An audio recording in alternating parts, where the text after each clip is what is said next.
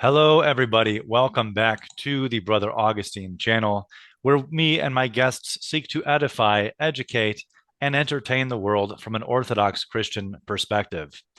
Today, my guest is Jim Jatras, who some of you have seen making the rounds online, but has never been a guest here before. So before we get started, I wanted to say thank you, Jim, for joining us today. Thank you. I really appreciate the opportunity. Of course. Now, for those in my audience who are not familiar with you and your background, would you mind sharing a little bit about who you are and what circles you've moved in the world? Just very briefly, I'm of Greek origin. My grandparents are all from Sparta. My parents were born here. My father was a career Air Force officer, so I grew up in various places around the U.S., in Germany and Greece and a few other places. Um, Professionally, if you can call if you can call it a career. After law school, when I knew I did not want to be a lawyer, I went into the State Department as a foreign service officer, which is a professional career diplomat. I was there for 6.5 years at the Office of Soviet Union Affairs back in those days, and then later in a couple of their positions there at the State Department, and then for 17 years at the Republican leadership in the U.S. Senate, and then mostly doing foreign policy work. And then I was an evil Washington lobbyist for several years. And then now I'm basically a retired Virginia country gentleman. Fair enough. Thank you for that summary. So, which president were you a liaison to the Soviet Union under? Well, I wasn't a liaison. I was appointed to the diplomatic service. Being in the diplomatic service is like being a military officer. You have a commission from the president. Hmm. So I had a commission. My temporary commission was from Jimmy Carter, and my permanent commission from Ronald Reagan. But it's not a political thing at all. It's like being again in the military. You have a commission from the president, but you're part of a career service. And then later on Capitol Hill, working in the Republican leadership. That's actually part of the Senate. It's not part of the Republican Party. Just like you see today in the Senate, you have Mitch McConnell as the leader on the Republican side, and Chuck Schumer is the leader on the Democratic side in the Senate. So that's the way the leadership is structured up there. So I was working in the Republican leadership essentially as an information and analysis resource for Republican senators and their staff. Gotcha, gotcha. So you know a lot about these things and how they work then, certainly more than I do. Um, I wanted to ask you, Unfortunately. yeah, oh, I'm sure. I'm sure there's pros and cons to seeing some of the stuff you've seen. I wanted to have you on because obviously this whole thing going on with Russia and Ukraine is a big deal. I haven't addressed it at all on my channel outside of a couple comments here and there. And the reason is I don't really watch news anymore. I don't listen to politicians. I try to stay as dead to the world as I can and just go to church. But of course, I hear things on Twitter, on social media. So I wanted to ask you, as an expert in this field with such a long career doing this kind of stuff, what in the world is going on over there from an Orthodox perspective, not the mainstream media perspective?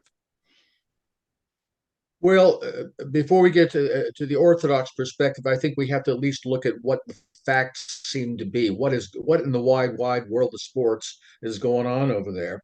Mm. And there are two people whose views I very much respect. One is Colonel Douglas McGregor, that who's you see on many interviews. He's on Tucker Carlson shows sometimes, and the other one is Sergei Trifkovich, who writes for Chronicles magazine, and they have very different views on what's going on in Ukraine. Tripkovich is more of the view that the Russians are basically botching this whole thing, that they're making the same kind of mistakes that the Bosnian Serbs made in the 1990s, trying to basically use a minimum of force not to defeat the enemy, but to somehow reach an agreement with him.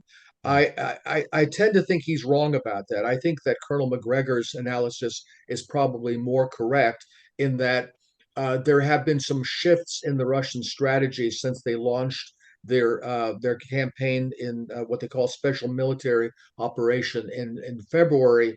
That what they expected, it seems, and again, the Russian general staff does not consult me in terms of what their strategy is, but what seems that they expected was that rapidly putting the Ukrainians in a situation where they could not possibly win, that the Ukrainians would sue for peace, that they would recognize Crimea as part of Russia, which the Russians took in 2014, also then Donetsk and Lugansk oblasts, and agree to neutralization, becoming a neutral country, which was what they demanded at the end of last year as in their ultimatum. Um, that didn't happen. And even though it looked like there was a possibility that Kiev would sue for peace and there would be a peace agreement by March, Washington and London torpedoed that. And it's pretty clear now that this has turned into a, for example, former National Security Advisor John Bolton said out loud what I think has been lurking in a lot of the American foreign policy establishment, which is that the real issue here now has to be removal of the Putin government in Moscow. That Hmm. this is now a regime change war. Honestly, to tell the truth, I think it always kind of was. Again, that's just sort of a thumbnail of how we got to where we are. I think what's going to happen next is that despite the stories we're getting in our media that somehow the Ukrainians are really, kicking Russian butt and that, they're reconquering territory and they're halfway to Moscow, that's light years from the truth. That basically, and this is something McGregor has said, they're doing what the Germans did in 1943. They're throwing everything they have into some failed attempts to counterattack that are simply depleting the last of their reserves in manpower and in machinery. Once that's gone, they don't have much left to fall back on at a time when Moscow is likely to really step up the pace of this war. Now, will they mess that up? I don't know. We see these things like the Kerch Bridge being hit. I guess that was yesterday, and obviously whatever happened to the Nord Stream pipelines. That's another whole topic. But in any case, it seems to me that the Russians have no reason now to be particularly restrained in what they do next. And then the question is, how much further is NATO willing to escalate this? There's been a lot of loose talk about nuclear weapons use. Basically, the Western governments, including accusing the Russians of being prepared to use nuclear weapons, because after all, they're losing so badly and they're getting desperate. Of course, none of that is true. Hmm. So, I know that sounds a little bit all over the place, but then you get to the larger issue. Why do we have this war going on? Hmm. Why did the Russians launch this operation? What happened in 2014 with the change in government in Kiev in 2014, the launching of the war against the Donbass, and so forth? There's a lot of that, and it would probably take a couple hours to lay it all out. But the long and the short of it is, I don't know how many of your viewers are familiar with the name George Kennan. He was the professional American diplomat in the late 1940s who came up with what they call the containment strategy, which was the idea that if the United States and its allies could contain communism and Soviet communism, that eventually the communist system would collapse, which it eventually did. Hmm. In the end, his strategy more or less turned out to be the correct one. He also said at that time that it would be the worst possible thing we could do now to expand NATO to the east. And rather than uh, basically welcoming into a positive relationship with us a post-communist Russia, we continued as in essence to treat Russia as the designated enemy or the presumptive enemy by expanding NATO to the east. And he said inevitably that would cause a reaction and a new Cold War, possibly a hot war. And here we are. And I don't think there's any question that the expansion of NATO, which started under Bill Clinton, and then of course the launching of the war of aggression against Serbia over Kosovo in 1999, was going to lead us to where we are now. I don't know if we get out of this without blowing up the whole world. Hmm. Now, one thing I think we do have to take into account is that this is not a struggle that's limited to Ukraine. This is really, in some sense, and I said this a few weeks ago at the Ron Paul Institute conference, which is online. You can find it. It's just put Jatras, and it's even later than you thought. Hmm. That this is already World War III in a sense. That it is a war that is primarily a global war that's informational, propaganda, financial, and economic between the what we might call the U.S. led dollar based international system, frankly, the globalist project, which includes Davos, Build Back Better, the whole rainbow agenda. We're trying to fasten on the rest of the globe, and on the other side, a group of countries led by Russia and China, but with the passive support of many others, including countries like India, for example, that are very zealously protective of their sovereignty and don't like globalism at all. And I think that there are a lot of countries that want to see this globalist project taken down. Mm. And I think that's really what the big picture is right now. And that's maybe where we start to get into some of the religious aspects of it, especially for us as Orthodox Christians. What exactly is it we're fighting for? For somebody's idea of democracy and human rights, and it involves, rainbow flags and all these other things that have become kind of the new religion of the Western so-called democracies. So, I realize there's a lot there, but Mm. I just wanted to sort of throw that on the table as kind of a nutshell of what we're looking at here. Well, I appreciate that. And I want to back up for a second and just ask a couple more clarifying questions. Because again, I really am a blank slate when it comes to this stuff. I actually, the last time I watched the news was January 6th, 2020. I have not turned on the news since then. So a few months ago, I turned on, or I looked up something on the internet. It was a Putin speech talking about a small peacekeeping operation in the Ukraine. Next thing I know, he's sending the military in. So I just want to get like a simple view of this. What is Putin's actual goal here? Like what condition would he consider a success for this operation? Because I'm not sure entirely what's going on. It sounds like he's changed what he's saying about what his goal is a couple of times. Yeah, I believe that's right. Well, if you look at what they said in terms of their the ultimatum they gave to NATO and to the United States in late 2021, where they basically said that they wanted Ukraine to be neutral. They wanted the United States and NATO to take back all of the military assets we deployed in Eastern Europe, east Hmm, of Germany, in gotcha. violation of the assurances that were given to the USSR when Germany was reunited in 1990. And that well, those were the two basic conditions there. Oh, and also that the Donbass, the two areas, Lugansk and Donetsk, in eastern Ukraine, would be protected. They, what happened is obviously those demands were not met, and so on February 24th, they launched what they call a special military operation, which followed Russian recognition of the independence of Lugansk and Donetsk. Lugansk and Donetsk declared their independence from Ukraine in 2014, asked Hmm, for Russian recognition, and asked Russia to annex them. Russia refused to do so. Instead, what Russia had said was, "No, you need to stay part of Ukraine." And then that's where we got the Minsk agreements that said, "Okay, these two oblasts will stay in Ukraine, but Ukraine will decentralize its constitution, allow a lot of local autonomy, freedom for the Russian language." And that there would be peace in these between Kiev and these two oblasts. Instead, of course, Kiev just kept shelling these places, did not implement the Minsk agreements, and clearly had no intention of doing so. Rather, they were preparing to do what the Croats did in 1995 with U.S. assistance to simply build up until they could roll over. In the case of Croatia in 1995, was what they call the Krajina, the Serbian area of what is now Croatia, and clearly Kiev was planning on doing that with the Donbass at some point in the future.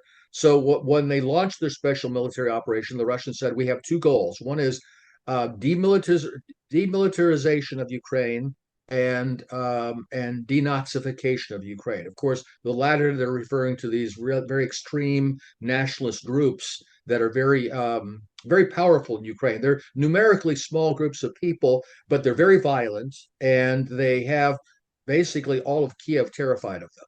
So hmm. they essentially hold the Ukrainian government hostage and do what they want. For for all the accusations from the wokesters here on the left in the West that everybody to the left of I don't know Mitch McConnell, to the right of Mitch McConnell is some kind of a Nazi. It's amazing how tolerant they are about real honest to God Nazis when it Hmm. comes to Ukraine, but that's a whole nother story. Anyway, they launched that operation. I think at that point, as I said, they felt if they could secure the Donbass and neutralize Ukraine and get these radical elements out of the Ukrainian government, they would have the basis of a peace deal. That isn't going to happen. So now the question is, what comes next? What comes next is now they've annexed not only Donetsk and Lugansk, but also two other oblasts, Zaporozhye and Kherson. And I would be very, very surprised if at this point they stop before they at least get Odessa and Kharkov and many other areas in the south and east of Ukraine. Some people, like Gonzalo Lira, for example, who lives in Kharkov, thinks that the Russians will probably take all of Ukraine, Hmm. except possibly the far western areas where Poland and Romania and Hungary may engage in some petty larceny for some of the far western regions of Ukraine. Gotcha. Now, for the other side, from what I understand, Zelensky was, I should say, a Jewish comedian who somehow became president of Ukraine. And so I wanted to ask, is it a situation out there similar to what America is, where we kind of have this fake president that most people don't actually like and didn't really win the election? Or does Zelensky and what he's doing have the support of the Ukrainian people as a whole, in your estimation? Look. One of the problems with say the Ukrainian people as a whole. This is the problem we had in 2014. Oh, Ukraine has made its historic choice. Ukraine is coming west. Well, the Ukrainian people historically are no more united on anything than certainly the American people are on anything. I Hmm. mean, look at our blue states and red states and tell us how what have the American people ever decided in unison, right? Well, it's Yeah. far worse in Ukraine, given the historic way this state was cobbled together. And this is one of the things, by the way, that President Putin has pointed out, cobbled together by the Bolsheviks. Hmm. By Lenin giving large chunks of what had historically been Russia to Ukraine initially, and then Khrushchev, and then Stalin added to it from the west areas that had been under control of Poland, before that Austria, and then of course Khrushchev giving Crimea to Ukraine from the Russian Republic in 1954. So. And even in terms of what's left of Ukraine after these amputations by Russia, um, it's hard to tell. I don't think he has shut down all the opposition parties. He shut down all the opposition media in the name of democracy, of course. So it's really hard to tell what people there really think, especially since they are running out of men. They're basically just gang pressing men on the street and putting them in uniform with Hmm. almost no training, and then sending them out to be killed. I Right. think people are scared. They're scared of these again, I don't want to overuse the term neo-Nazi, but these extremist nationalist militias, and also the SBU, the successor of the Ukrainian KGB. So, Hmm. yeah, I'm sure he has a base of support, but let's face it, his real support isn't in Ukraine; it's in Washington and in London. Totally. Yeah. Okay, now one last question about something you said before we move into the more religious side. You mentioned that Putin earlier was given the option of whether to bring those two regions of Ukraine that wanted to withdraw from Ukraine and join Russia. He had the option of bringing them back in and decided no. But it sounds like, from what you said, a lot of these troubles could have been avoided if he had just brought them back into Russia. So why do you think he rejected that request when that was on the table? I think there are a couple of reasons. One is, again, I mentioned Dr. Trifkovich earlier on. He thinks he should have done that, and been more forceful in support of those regions in 2014. I think the problem was, at least from Moscow's perspective at that time, is one they didn't see the problem as confined to those two oblasts. The bigger problem is the whole direction Ukraine was Hmm. taking. Simply annexing those two oblasts and allowing Ukraine essentially to become a NATO member and build up a place for building up a huge force against Russia by the NATO powers doesn't solve their security problem. And the other one is, could they have done that without triggering a wider war that might include NATO at that time? And the long and the short of it, I don't think they felt they were prepared for that at the time. Hmm. Now, 8 years later, I think they've said to themselves, okay, if NATO wants a war, they'll get a war. And McGregor and others have pointed out that if there is a war between NATO and Russia, NATO is not going to win. And that's where things get very, very hairy, Hmm. because it's not the Russians at that point who may resort to nuclear weapons. It's us. And that should be extremely scary for everybody. So if we're the ones with the nuclear weapons and we would be fighting for the side of NATO against Russia, why would NATO lose that fight? Because we forget, putting aside the nuclear weapons question, just sticking to the conventional forces that the Russians have available. Uh, we just don't have the men. We just don't have the men and the material in Europe at this point. The German army is a joke. The only serious armies inside NATO, besides us, when most of which is left here in the United States, is not in Europe, is our Turkey, which I'm sure would not want to be involved in this war, and Poland, which is a serious middle-sized country, but not anywhere near big enough to take on Russia. The other countries in NATO simply do not have the wherewithal to fight a war with Russia, and frankly, nobody in Europe, except maybe again the Poles, possibly the Balts, who contribute nothing militarily, Hmm. would really want to see a war against Russia. So I just don't think that that's a viable option for NATO. But see, this is one of the real trouble is, a lot of people like, to portray Putin as some kind of a Hitler on the march. It's 1939, appeasement and all that. This isn't 1939. This is potentially 1914. Hmm. This is where all of Europe could end up in a war that nobody wanted, nobody anticipated, because they all thought that they could get the other side to back down. And that's, and again, maybe part of the argument why the Russians probably need to, from their point of view, prosecute this war more quickly, even though there are certain reasons why they probably want to do it more slowly. That this more slowly they proceed in Ukraine, they more they grind up the Ukrainian army, more they destroy all the Western equipment that's being shipped over to Ukraine, so the Russians can destroy it. The more the Ukrainian state starts to fall apart, and even more importantly, the way the world financial system, dominated by the dollar, is beginning to collapse. I mean, look at the situation in Europe now. That's already becoming very, very grave. We haven't even got into the winter yet. And frankly, I think the prospects for our economy going forward are not that great either. Yeah, fair, fair. Now, in my admitted ignorance of all of this, it seems to me like given the extraordinary amount of time and effort and resources that the globalists put into shutting down any and all nationalist regimes, whether it's here in the United States or anywhere else around the world, they can't afford ideologically, I'm assuming, to back down and allow Putin to win because I think, and please correct me if I'm wrong, from their perspective, if a nationalist strongman successfully stands up to them and the rest of the world sees that, that will inspire other nationalist strongmen around the world to do the same.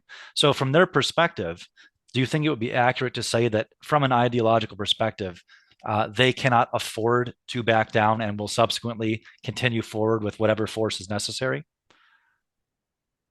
Yeah, that's what's really scary. It's, the sort of classic immovable object and irresistible force, right? It Mm, has become existential for both sides. And of course, when you say nationalistic, what we call nationalistic today used to be just normal state sovereignty and patriotism. People right, thought right. their country came for it. Wait, make America great again, America first. What does that sound like? I mean, isn't that the job of any national leader, to put his own country's interests first and his own people's interests first? Somehow, for the people who run the Western establishment in Washington and Europe and so forth, the idea that your own people and their interests should be paramount to you rather than some global set of interests, transnational corporations, and and also these bizarre anti-human, anti-Christian values that are now the state ideology in the Western countries. Yeah, for them, the idea that normal governments, even some that are maybe not particularly attractive, like in China or Iran or places like that, would stand up for their own country, their own principles. And again, this is something that not only the Russians but the Chinese have been very adamant about, is that for all your talk of democracy, democracy, democracy, where is the democracy of countries to have their own culture, their own civilization, their own constitution, their own way of doing things without being dictated to by the Western countries? Hmm. And again, that's where you get into the moral and the spiritual issues as well.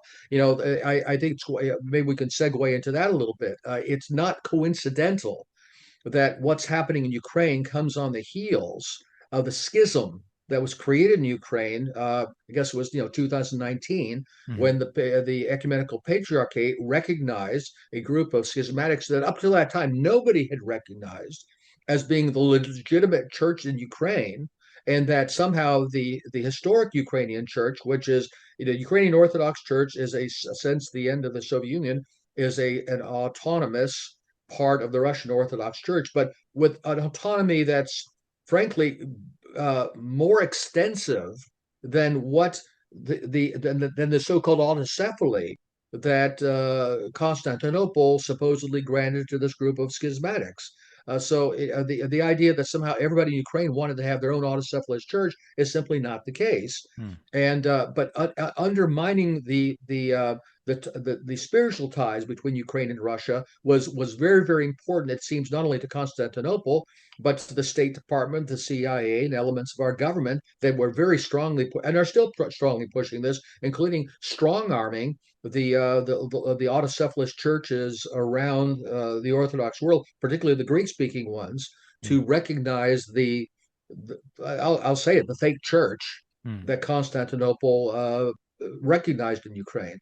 That I think was one of the things that pointed to the fact that this is an existential struggle now between the not only between Russia and the Western powers, but somehow the Western powers want to use Ukraine as a kind of a a wedge into the Orthodox world Hmm. for not only political influence, but also to again to try to have these new values that are contrary to the historic Orthodox Christian faith. That's why I'm sure you've seen this thing going around this film about these centers like Fordham and like the Huffington Center and Hmm. this or International Orthodox Theological Association that are promoting all these issues like reevaluating the church's view on same-sex relationships and abortion, and we should have female deacons and all of these other things, which are not equivalent issues. I mean, we can talk about where they fit in to our ecclesiology and to our moral theology, but the fact is that we're seeing a polarization within the Orthodox Church that in some way mirrors the geopolitical divide that's going on now, and at least as far as the church is concerned, in my opinion, represents an effort to invade our church with the kind of revolutionary, I would say, Gnostic notions of morality and spirituality that, let's be honest, have destroyed the Protestant denominations and are destroying the Roman Catholic Church. We don't need this in the Hmm. Orthodox Church. This is not being done to us because these people share our values or our spiritual life. How successful was the creation of the fake Ukrainian church, which, if memory serves, Patriarch Bartholomew, by the stroke of a pen, made a patriarch out of a laicized ex-bishop who was excommunicated by Rokor, if I'm remembering correctly. How many of the canonical Ukrainian Orthodox actually left the Moscow Patriarchate Orthodox Church under Metropolitan Onufry and went along with this fake creation of Constantinople? Very few. To be technical about it, he did make a patriarch out of him. He made a metropolitan out of him, claiming it's an autocephalous church headed by a metropolitan. And it wasn't Rokor; it was the Russian Orthodox Church. Oh, I I mean, misspoke. I misspoke. the church as it had been. Yeah, and the as far as success goes, it depends on how you look at it. The besides Constantinople, obviously Alexandria has recognized the fake church. Um, the primates of the Greek church, the Church of Greece, and of Cyprus have recognized it, but their synods, as I understand it, have not. Hmm. So individual bishops within those churches are saying, well, the metropolitan or the archbishop has his view, but I don't share it. So you have that kind of division there. Antioch has not recognized them. Jerusalem has not recognized them. Those are historically Greek churches. The Church of Albania, which is historically a Greek church, has not recognized them. And I'm trying to think of anybody outside of the Greek-speaking world has. I think Romania has expressed some kind of sympathy for them, but they have not recognized them, as far as I know, Hmm. and other churches besides the Russian church, the Georgian church has not recognized them. So I think it's kind of a stalled project. It got a little support early on, and as I say, the State Department has been twisting some arms. And I can tell you on good authority, without naming names, that a lot of the people in the State Department are doing this only have the barest idea of what they're dealing with Hmm. in terms of the issues, the personalities, the canonical structure of the church. They just see one thing. Oh, there's a Ukrainian church that's anti-Russian. Let's support that. It's primitive. It's stupid. It's an insult to Uh, I realize these people, these officials who are doing this. They're not. It's not orthodox. Why don't they just mind their own business then? I mean, it's not like you and I should go around, messing around in the canonical structure of the Roman Catholic Church, or decide, which Presbyterian denomination is the real one or something like that. It's none of their business Hmm. to be messing around in these things. But for them, it's just a primitive geopolitical tool to try to play politics within the Orthodox Church. Now, we're gonna have to switch videos in a couple minutes because the meeting time is wrapping up in, Yeah. in just five here. But I want to ask, you mentioned something interesting. You mentioned that this strategy is stupid by the people in the State Department. And a question I often have looking at the way things are going and the way the globalists are running things, I often ask myself, are these people malicious? Are these evil geniuses or just stupid people that mean well in their own twisted way? In your experience in the State Department, was it mostly malice or just outright incompetence that tended to be the zeitgeist of the place? Lenin had the expression calling people useful idiots. I heard recently there's also expression useless idiots. I suppose we have some of those as well. My experience at the State Department is that most of the people there were highly intelligent. Now they're Mm, highly intelligent. I guess you have to attribute it to malice to some extent, but I think there's something that's neither stupidity nor malice, and that's ideology. When mm, you have some people who are so gripped by a certain way of looking at the world that they think they're doing good. They think they're doing good when in fact they're doing evil. And how do you characterize that? Is that malice? Is it stupidity, or is it some combination of the two? I don't know. But I think that but maybe we can talk a little bit about how did we get this ideology that's now mm. fastened onto the Western countries? Where is this globalist project coming from? At least insofar as the United States sees itself as the engine of globalization. Klaus Schwab can't go around with sanctions and bombs enforcing his new global order. He needs somebody to be the bully boy to do that. Mm. Who is that? It's Unfortunately, us. that's us or Mm. our government. Yeah, exactly. And one of the sad things about it is I think there are an awful lot of Americans who are very skeptical of all that. Oh, Klaus Schwab, all those things.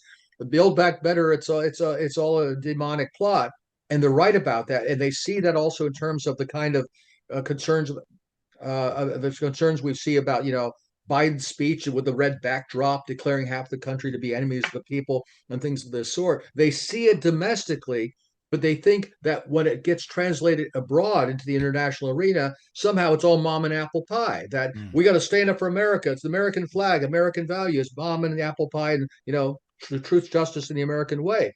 No, it's not.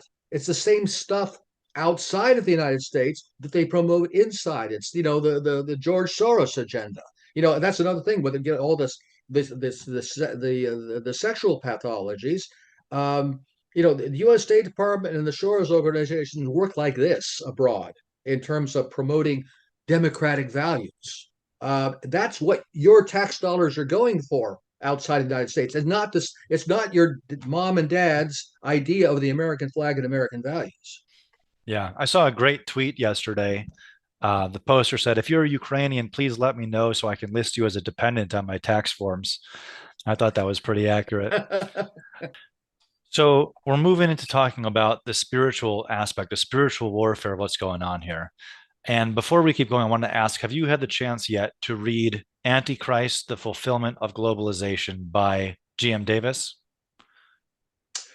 Well, if you look at the epilogue, I wrote the epilogue. So I read it when it was still in galleys, because Did I read your essay and forget Doctor, that you wrote it? Let me look see. on page 371.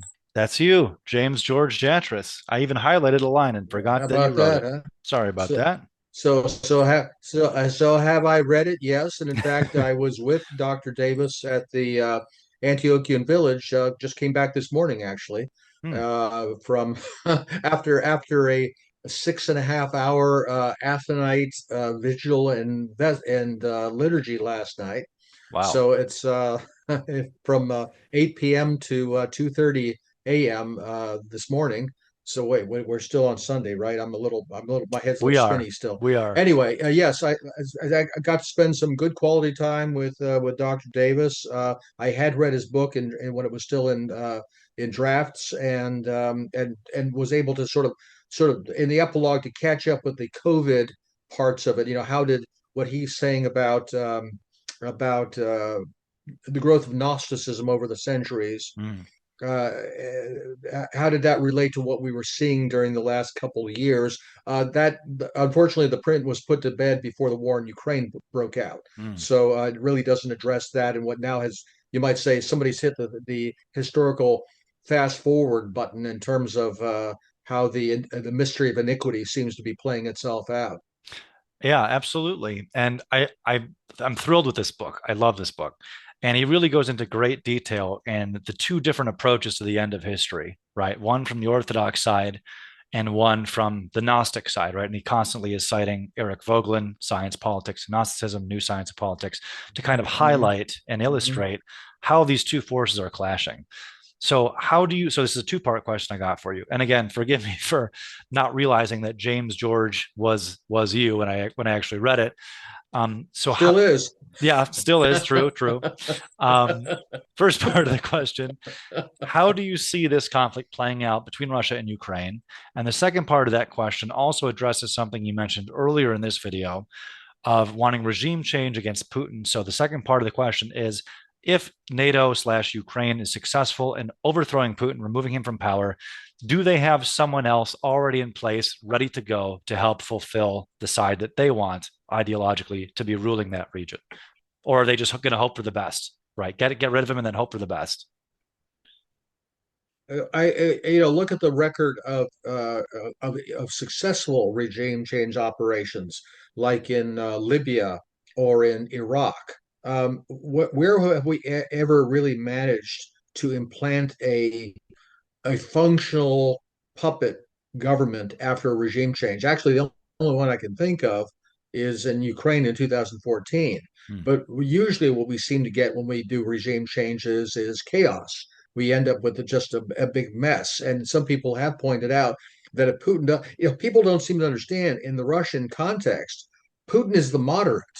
That he's got about 75% or so political support according to all the polling in Russia, and most people don't discount the accuracy of polling in Russia. Of the 30 or 25% of the people who don't like him, all but maybe 3% of the population don't like him because they don't think he's nationalist enough. He's Hmm. not acting strong enough. Hmm. So if he goes, even if it's a U.S. engineered coup of some sort, what you're likely is to have somebody who's no more Mr. Nice Guy, that he's going to be much more militant and strong in his policy toward what he perceives as the enemies of Russia than Putin is, who every step along the way, being the lawyer that he is, has tried to find a way to make this work until finally he felt he was out of options. What people say, whatever his problems were, he shouldn't have invaded Ukraine. Okay, so what were his options? What else could he have done? Hmm. Even if that was the wrong thing, let's say that it's all going to turn out badly and the whole world's going to blow up. What else should he have done? Well, not that. Well, what? Well, negotiate. Well, he tried to negotiate. Either when he had a deal like he had at Minsk, the other side would not keep the deal, much less breaking the deal about expanding NATO, or they would refuse to negotiate at all. Well, we want an end to NATO expansion. We won't talk about that. You have nothing to say about that. This is solely our determination. There's nothing to negotiate about. Okay, well, that was the answer he got. They basically told him to go take a hike. They said, "What are you going to do about it, huh, Mister Putin?" Well, watch. So he did something about it, and we'll see how it turns out. Um, in terms of how this fits into the big picture of Gnosticism, as I said in the "It's even later than you thought" speech, which you can easily find online. Do I know that for a fact that if the globalist dollar-denominated American-led you know Sauron goes down, that some kind of Eurasian Saruman won't rise in its place? I mean, you look obviously with the kind of social control the Chinese do, and and many other countries. Everything. Russia is not perfect and by any means. It has its authoritarian aspects, and including, unfortunately, on things like the virus and the vax and things like this. Um, do I know that another alternative globalist project or another Gnostic project won't arise from some other power center in the world? No, I don't know that at all. All I know is that we're dealing with one we have, Mm. which is centered in the Western powers and in groups like the World Economic Forum and so forth. That very well may go down if the war in Ukraine goes against NATO and the United States, because when all is said and done, a lot of what we see in the global order depends on perceptions of American military power. Mm. That if you look back in the 1990s, when to my mind, after the Soviet Union ended, we should have returned to some sort of normal pre-1914 non-ideological world where you had a multipolar system. One power, then it was Britain, today would be us, would be the first among equals, but there would be a mutual respect for the Mm. other powers. That's why you get things like the Wakhan corridor in Afghanistan to separate the British and the Russian empires, or the neutrality of Siam to keep French Indochina and British Burma from encroaching on each other's territory. Diplomats in those days, even armies in those days, could avoid major conflict. That's why we had the long peace from the end of the Napoleonic Wars to the guns of August 1914. I'd hoped that kind of world could reemerge. Instead, what we saw was the United States acting essentially as a new Soviet Union. That instead of red Gnosticism of the Soviet variety, we now have rainbow Gnosticism, Mm. which we are trying to fasten onto the entire world. That to me is what is at stake for the world and also for the American people. Because I think the other thing we have to keep in mind is, if this war, and again, it's not just Ukraine, it's a global struggle. If this war goes against, I hate to call them American, even, the people who are running our country, let's say Mm. that, Mm. if it goes against them, I think the United States is going to go through something similar to what the Soviet Union went through in the 1990s. Mm. That when you have an ideological power that is that whose reach, its ability to command depends on an ideology that it seems to have teeth to it. Once that power collapses, there are internal consequences as well. When the Soviet Union can no longer control its external empire, the wave of revolution came back and hit Moscow as well. I think that will happen here in the United States, and that's where you start getting into, okay, what are the domestic pathologies we're dealing with? The wokesters on the one side and the base people on the other side. Is it going to be like a civil war? Is it going to be a race war? Is it going to be like the Great Depression cubed? What is going to happen? I don't think any of us knows, but I think a lot of people are, I'm sure you've noticed this yourself, that there's this, a lot of people have a kind of a queasy, inchoate expectation of something bad Mm. coming along in the not too distant future. And Mhm. I think those expectations are well grounded. I don't see how our empire possibly couldn't collapse. I mean, even if you don't watch any TV and you don't listen to politicians, you just watch a military recruitment video by the Chinese versus the ones the Americans are putting out. The impression you get is one of these is a country that takes itself seriously, and the other one that it's like I remember there's a CIA video, CIA recruitment video, where there's people bragging about their mental illnesses and talking about how they want more people like that. I don't see how an Yeah. enemy of this country could possibly look at that and think that we would win a war against them. That's exactly right, and that's it. Really, the divisions we're talking about on the global stage are at least as bad here in the United States. As I like to point out, in 1861, Northerners and Southerners read the same Bible, they worshiped the same God, they honored the same founding fathers, they claimed fidelity to the same constitutional principles. We don't even agree on our pronouns or what a woman is. The idea that Yep. we somehow are all Americans, that we all when all said and done, we're all Americans and we all share the same values and we all have, no, we don't. We're not all Americans. We have a completely different idea of what an American is supposed to be. Mhm. Whether we're talking about the George Floyd riots, or the COVID and the vax, or whether it's all the rape, drag queen show for kids and all this other kind of stuff. We're not living in the same moral reality at all. How Mm-mm. do we live in the same country as citizens? And again, it seems to me there's only two ways that can work domestically. One is that let's what do we call it? The woke and the base. So why do we call those Mm-hmm. the two camps, right? Mm-hmm. It is either the wokesters suppress the base. In other words, they basically are able to suppress, control, and ultimately conquer, dominate the people who don't go along with their agenda, and we just have to live with it and submit. That frankly is the default path I think America is on. Mm-hmm. Or somehow the whole thing comes crashing down and something new arises from the ashes. I don't see any circumstances where it works the other way around, where the based crowd is able to take control of the American establishment and suppress the woke ideologies and put it, for want of a better term, back in the closet where it belongs, where frankly Gnosticism tends to lurk when it's not in power. Yeah, I completely agree. And we're in this weird, unique situation where typically, from what I've read and seen, when a country balkanizes, it splits into separate territories, and the people with different perspectives don't have to Mm-hmm. share the same territory. Whereas now they're forcing Yeah, cultural, spiritual balkanization on us and saying, but you're all going to live in the same block. And somehow, magically, yeah, this is supposed to just work out. I don't see how that could possibly work. I also agree with you that I know there's a lot of optimistic people that think the conservatives are finally winning. We're going to take back power. And I, well, first of all, I don't think in history there's ever been an empire or a country that's recovered past the phase of sexual liberation. I've never seen that happen without some sort of complete collapse and then something rising from the ashes like what you described.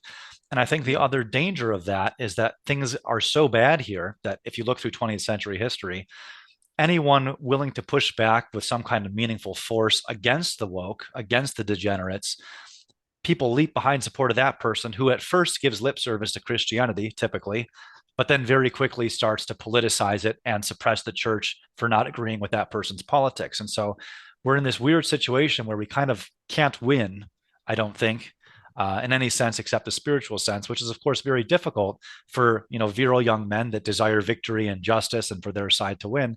You're kind of left with your hands tied, yeah, where you can't actually do anything in service of your cause because you'll get arrested by the FBI the second the thought pops into your head, right? But you yeah. also can't win through politics and elections because we just saw in 2020 they're not real. And like you mentioned earlier, Yeah, democracy itself is not real because they're forcing this yeah, rainbow Gnosticism on countries that don't want it, right? Trump did this with Botswana, right? He forced sodomy to be accepted, sodomite, quote, marriage. And conservatives celebrated it as a great victory. yeah, I remember Charlie yeah, Kirk. yeah, yeah.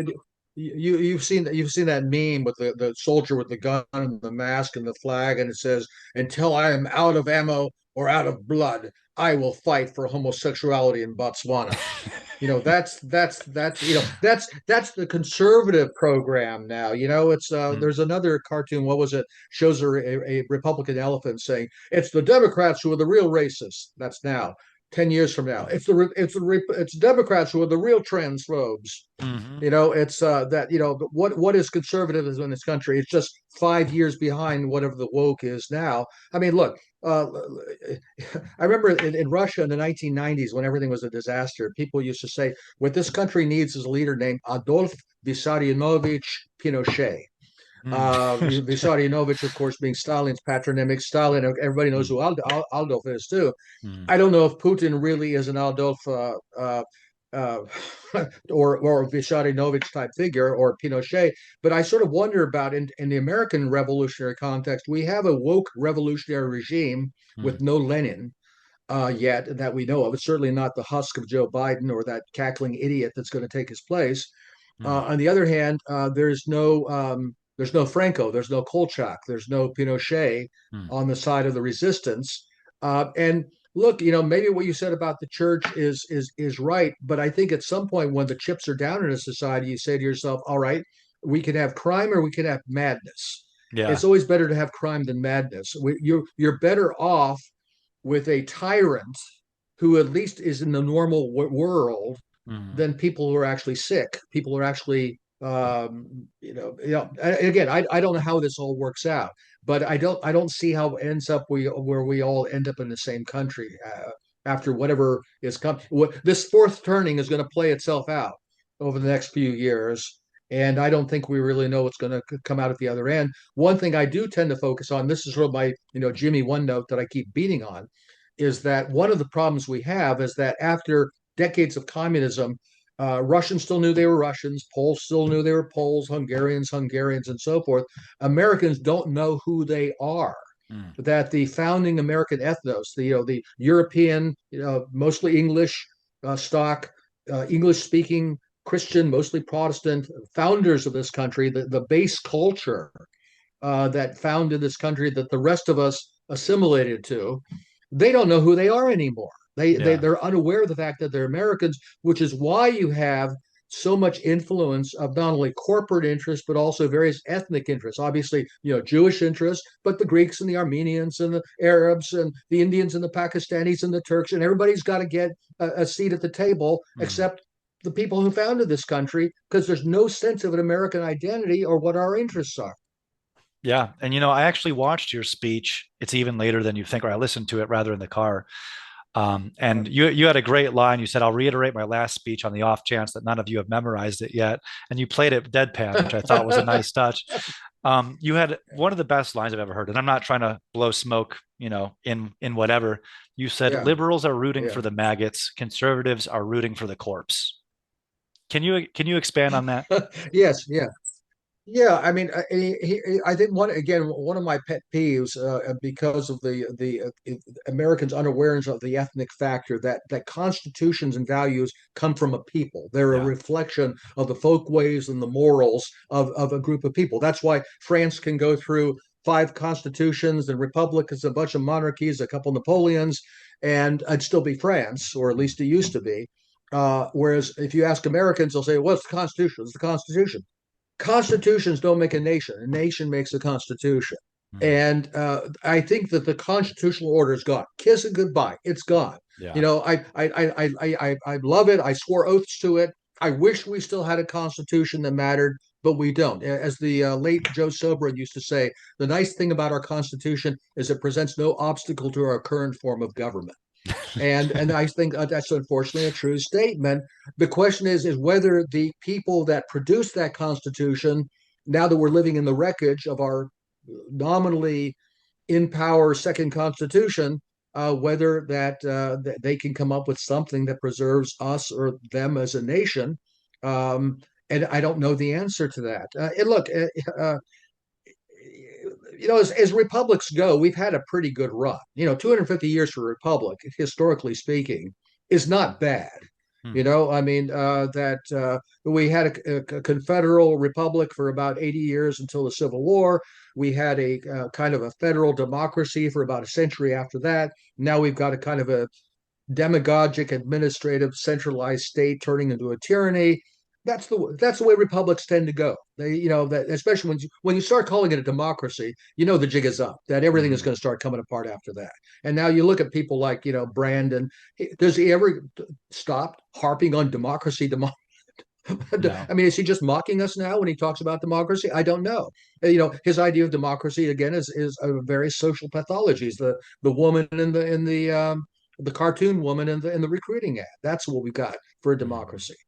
And at Uh, some point, you say, "Fine, been there, done that. It was nice." I'm sorry. Go ahead. oh no, no, I'm sorry. I thought you were done speaking. I am. Oh, I was just finishing that thought. oh, Sorry. oh, oh.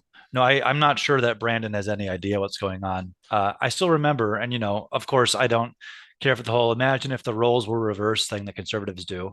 But I will always remember when Joe Biden got off of, I think it was Air Force One or a helicopter, walked past the Marine and said out loud, "Salute the Marine." Right. And that was just as clear as day. Do you remember that? But he was just repeating I whatever do someone remember that. Yeah. said into his ear. I mean, I think that's been his entire quote presidency. I don't think the guy has any Yeah. idea what day it is, what his name is, right?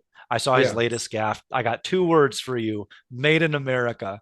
This we're the like the laughing stock of the planet at this point. So I don't have much Well, stock I remember in what he says. during his campaign, his "No Malarkey Express," and I was thinking the only reason he picked "No Malarkey" as his slogan is because 23 Skidoo was already taken. You know, it's I mean, the guy is just his. And by the way, it gets back to what you said earlier. Okay, so fine. Let's suppose that in the fall, next month's election, the Republicans gain control of the House of Reprehensibles. Whether they get the Senate or not, I don't know.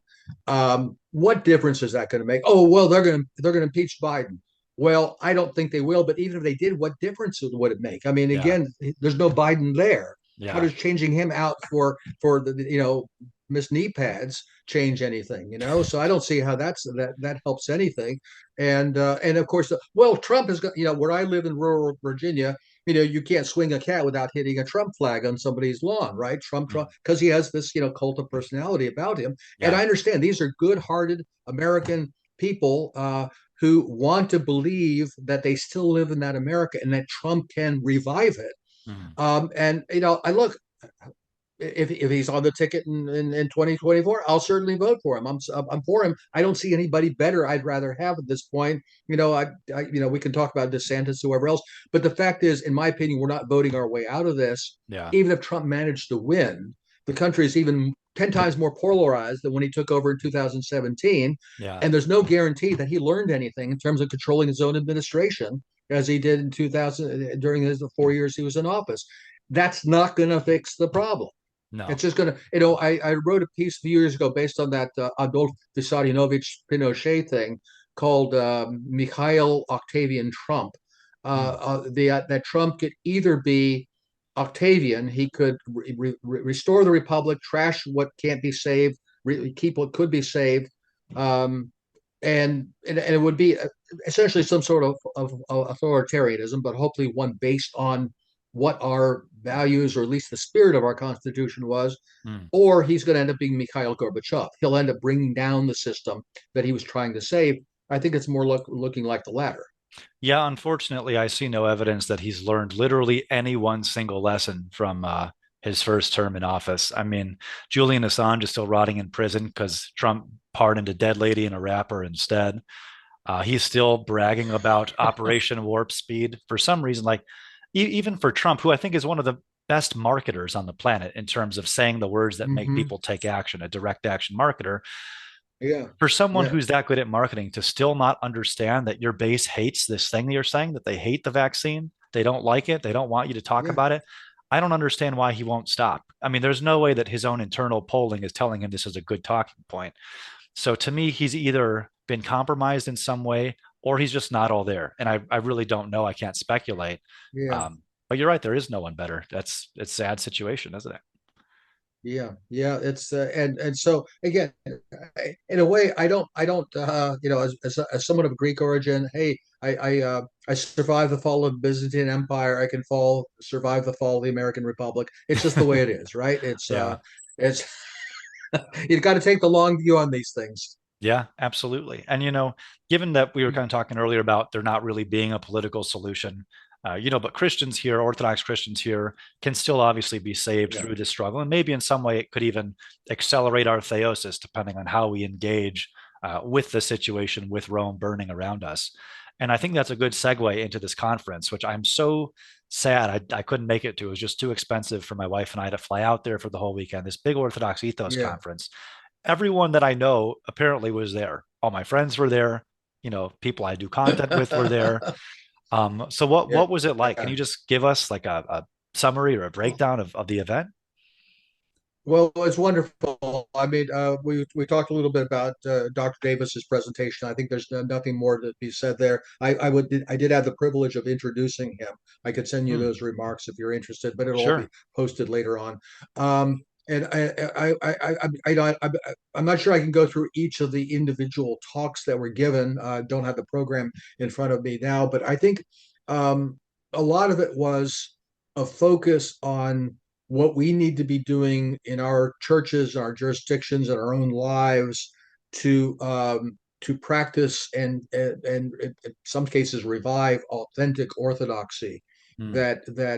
that we are, if the salt has lost its savor, wherewith shall it be salted? That there's unfortunately a danger of sort of, you might say, slouching into orthodoxy light in this country, where we don't really care what the patristic teachings are. We don't care what the fathers had to say. We don't really care about the spiritual life, about the focus, as you say, on theosis.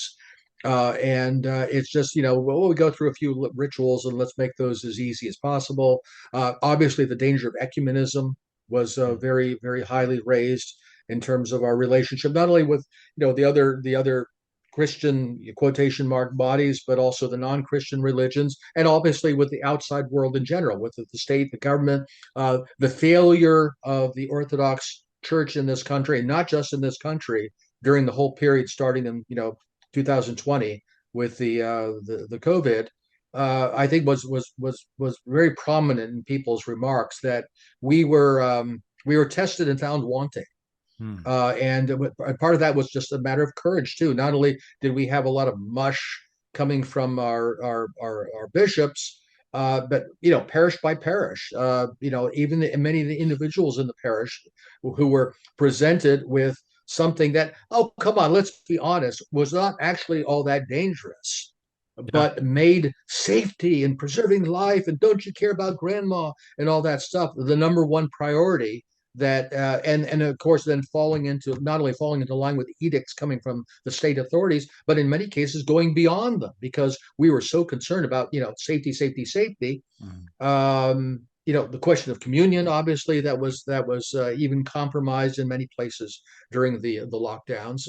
It's just so there was a lot of discussion of those things, and I think what I hope was there was the savor of orthodoxy, the sense that there is this very deep, very powerful tradition that we like a treasure chest that we're not really taking full advantage of, Mm. and that's going to become all the more important to us as we move, as I believe we will, through this very, very difficult period. And that's one thing that, not from the conference, but just has me pondering where is exactly the line between our duties in the spiritual world to our spiritual development for the and also uh, for those of us, especially who are not clergy, who are fathers and grandfathers, uh, people who have responsibilities in the world to other people.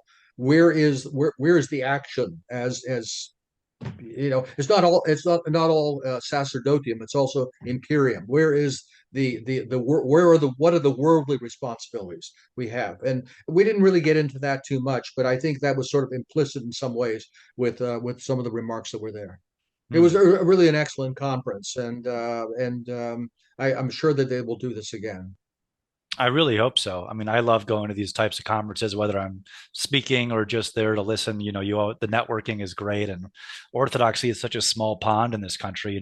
You go to one or two of these, pretty much everyone in the Orthodox world here, and they're I always was very I was edifying. really, really impressed at I mean, there had to be, I'm guessing, about 200 people there. It was sold out. Wow. And of course, as is typical, I would say it was about 80% male. Hmm. So and by the way, I know sometimes we sort of caricature this. The typical Orthodox parish, one that at least one that's convert heavy. It's all these autistic young men growing beards and getting names like Theophylactos and Christodoulos and things like this. And we understand all that, and they're all looking for a trad wife, but they're all scared of girls. And okay, we know the character of these things, but I think there's also to be said for the fact that we still have a masculine ethos Hmm. in our church that the rest of Christianity is pretty much lost. I mean, you look at the soy boys and poofters that run the Roman Catholic Church, and the less said about the Protestant denominations, the better. Um, I think we're still fortunate in that regard, despite all of our problems. Hmm. Yeah, I mean, at the end of the day, we're the ones that have the ancient tradition. We're the ones that have the full truth of the gospel and everything that comes along with it. And it's difficult. It must be difficult for people looking from the outside. Let's say an inquirer, someone who's dissatisfied with whatever body they're in, they're looking at orthodoxy, and then they see something like COVID, in which case most of our bishops capitulated, and some Protestant pastors Yeah. were actually much stronger about it. Yeah. It must be Yeah. hard for Yeah. people to That's say, right. well, these guys must have the real gospel when the priest is taking his COVID mask off to give a sermon about not fearing death. How are you going to choose Yeah. that? And it's kind of mind-boggling to think like that these bishops not only seem to have embraced the spirit of the world in so many ways, but they're not even thinking about the image this is giving off of orthodoxy. Like, are we going to say we're the true church and that we don't fear death and that the martyrs go to their death boldly and joyfully to be with Christ, and then shut down the parish because of what amounted to nothing, really? Like, if you look at the numbers of deaths, actually fewer people died in Yeah. 2019 than 2020 than in 2019. I thought a pandemic was Yeah. supposed to Yeah. add to the Yeah. death count, but I'm not a Hmm. biologist, so what do I know? Yeah. So I'm very glad to Yeah. hear that this was a based in trad meeting. Obviously, I love the people that were involved. Father Josiah Trenum, who my meeting with him in Oh, yeah. He person. was great. Yeah. I mean, I went home from that meeting and became a catechumen. I was so blown away by him and the way he approaches the faith. So I'm really thrilled to hear that it was such a success and that they're going to be doing it again. In which case, I will do anything in my power to be able to make it. We have a couple minutes left here before the Zoom time runs out. My audience is about 98% male, of course, between the ages of 18 Of and course. 35 or so. Is there any message that you would like to share with that demographic, kind of as a parting thought, as long as I've got you here? Yeah, I think I don't think I could add much to what we've already said, except that I think they do need to take their masculine responsibilities seriously, not just spiritually, but also physically. I mean, get healthy, work out. Mm. You've got to be a man. I mean, not everybody is called to be an ascetic, to be a monk, let's say full time. To some extent, we all have to be doing that, but we also have a responsibility to the world. I mean, one of the advantages, if you want to call it that, of having this masculine ethos is that I think women respect that. That the women will follow Hmm. if the men get it right, and we Hmm. have to start getting that right. The issue was raised at the conference about a lot of people, especially young men, are attracted to Orthodoxy because it's conservative, which is fine, but are they traditional? It's Mm. not quite the same thing. They're two Yeah. different, maybe they sort of point in the same direction, but they're not exactly the same thing. By the way, that's also where you get these caricatures from from National Public Radio or, various journalists about, oh, we're just a white nationalist group or monarchists. Well, we are monarchists, but you know what I mean. Hmm. And that it's just some sort of a political movement rather than an authentic return to a traditional life, and ultimately perhaps the basis in the future of a traditional society, or return to a traditional society for which we need to be strong spiritually, physically, and every other way, mentally. And that's a real challenge. And well, like in Tucker Carlson's thing about the end of manhood, men need a challenge. And I think we're in a position to offer that challenge to them in a way that really nobody else is. Mm. I saw a quote once that said, "Weak men complain about their rights, strong men impose duties upon themselves." And I think what you're Yeah. saying is spot on. Guys will join because it's based, it's trad, it's red pilled, whatever the epithet may be. But then they go online and their profile picture is some scantily clad Japanese cartoon girl, and they can't seem to figure out why they're not attracting the women at church. It's almost like they're trying to restructure society to force society to give them a wife instead of actually doing the work of growing up, right? St. Paul talks about this. When Well, I yeah. grew up, putting away the childish things. Like you said, you have to be a man, you have to be strong, you have to be responsible. And if you're going to be a leader, Mm-hmm. I try to tell this to young guys all the time. If you're still addicted to pornography or the cartoon girls or whatever, why would God give you a wife whose soul you can trash in addition to yours? Like you said, women will follow a male leader, right? For better and for worse, Yeah. depending on the Yeah. situation. Yeah. So if your Yeah. soul's a disaster, that's what you're going to ruin a woman's soul with, because she's going to follow you into it if that's what you lead her to. So you got to clean up your own act first, not only for your own sake, but for the sake of the woman to whose soul God entrusts to you potentially in the future. So I appreciate that you Yeah. recognize that. Yeah. Well, one of the sad things I see at even of our parish, I go to St. Herman's where Vladika Jonah Oh is wow. presides over the parish, Hmm. and also his monastery is just 20 minutes from me. And it's sad when you see a lot of young men and young women at church standing in groups on opposite sides like they're a junior high dance, Mm, afraid to ask each other to dance.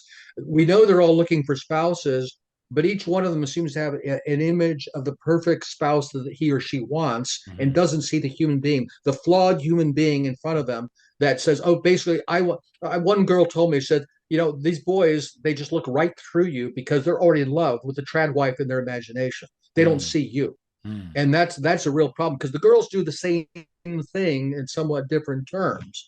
And the trouble is that in the old days, especially in a traditional society, when the only people of the opposite sex you knew were the people your age in the village. mm, You didn't have an ideal of what a perfect girl was going to be like, a perfect boy was going to be like. You knew this girl, this girl, this girl, this girl, mhm, and they're imperfect, just like you're imperfect. None of them want to settle. They all have this thing in mind. I don't want to settle. I don't want mm. to settle.